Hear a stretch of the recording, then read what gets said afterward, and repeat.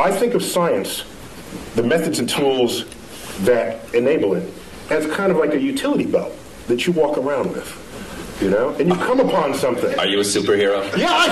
In your mind, are you super science? Actually, when I was a kid, I wanted to be Mighty Mouse. When I was a kid, really, I wanted to sing opera as I went to sing. Here I am to save the day. Yeah.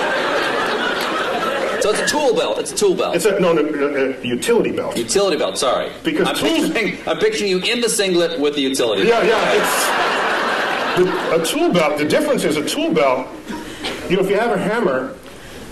As they say... You can hammer in the morning, you yes. can hammer in the morning, if I had a hammer. The problem is, if you start wielding a hammer, then all your problems look like nails. And maybe they're not.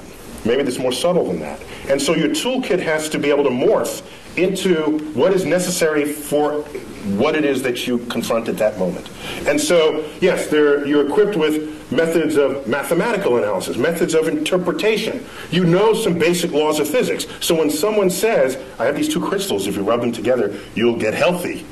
So rather than just discount it, because that's as lazy as accepting it, both of those are just lazy brain. What you should do is inquire. So do you know how to inquire? And every scientist would know how to start that conversation.